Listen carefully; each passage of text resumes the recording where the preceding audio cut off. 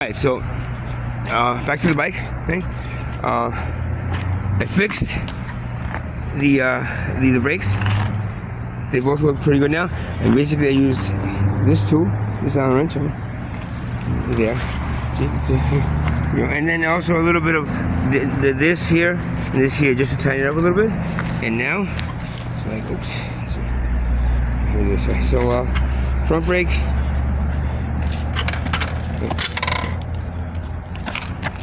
No, that's back brake. Front brake. That's good. Back brake. That's good, right? That's the braking thing. Nothing wrong with the brakes. It took me about an hour because I didn't have the right tools, right? So next thing was these things. Now, the problem with these things is that I found that this one is broken. It's broken, and it wasn't just broken, but there was a piece of it broken here. So this piece of it broken here is stopping it from actually turning in the right direction. So I'd have to buy a whole nother piece here to make it fix. But what I did, is instead of having it 12 year, you have it. And in this case, because this side is good, this side does work. I can get it from there's three of them, 1, 2, 3. I can get it to either two of them or at least two of them, if not all three of them, right? So these you use, but the back ones now, which are the ones that are broken, you don't use. What you do is that you adjust this thing. This is basically the gear control, right? And there's screws. There's one here, one there. I think those are the only two around this one. Yeah, those two. Oh, no, there's three. There's three. So let's see. Let's see.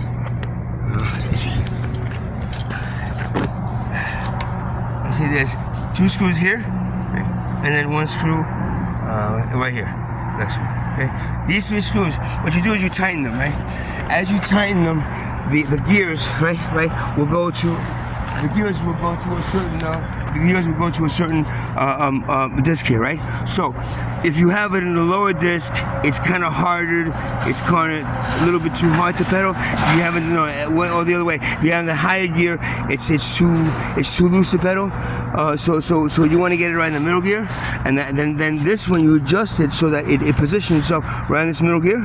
So you have the middle gear that's always going to be the same one, and you have the two the front that could actually go from one to the other. I think it's either between two of them. Oh, I haven't tried the third one yet. You have to really put it, or the third one, or three of them. So that gives you maybe like 7 different speeds. But you know what? In most cases, you'll use the one speed that I have it on right now, which is it's nice coasting, kind of thing. Up hills, it's a little bit more challenging, but you can't bring it down to the lower one if it's really steep hill. And downhill, it's you don't get that power like you get if you want to. But you do kind of get that power going downhill using these two. So. In this case, it's about 75%, say 50% fixed. That's because you can't use all the 20, but it is rideable.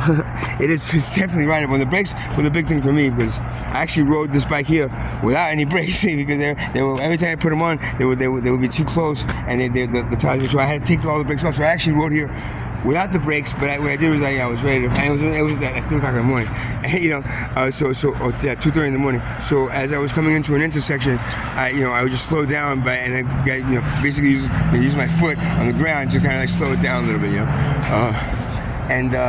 was no brakes. And then it was nighttime, I wasn't really that concerned, but and I rode all the way to Quick-Check.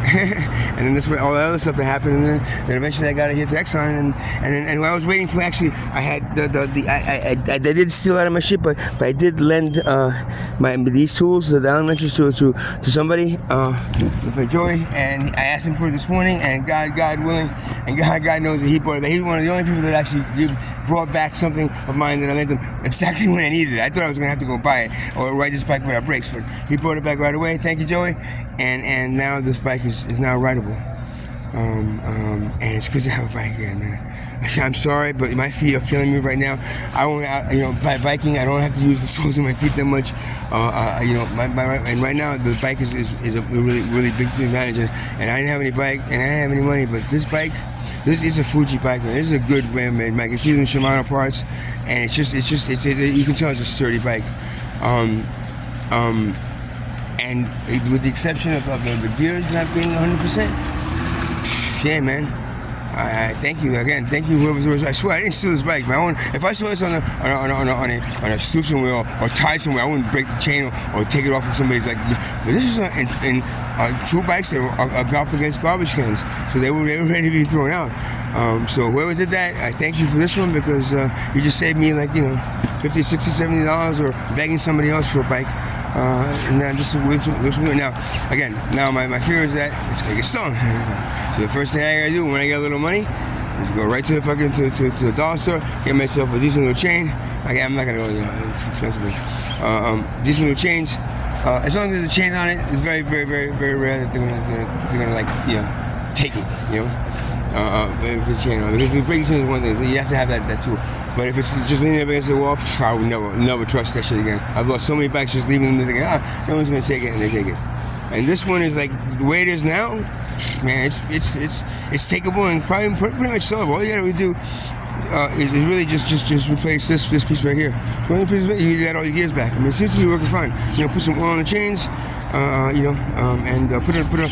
I need to get like one of these things. I had bought one, but for one of the other bikes, I put it on, and then the specialized one, and a little thing back here so I can put stuff back there if I need to. And it's good. I have a bike. It's good to have a bike.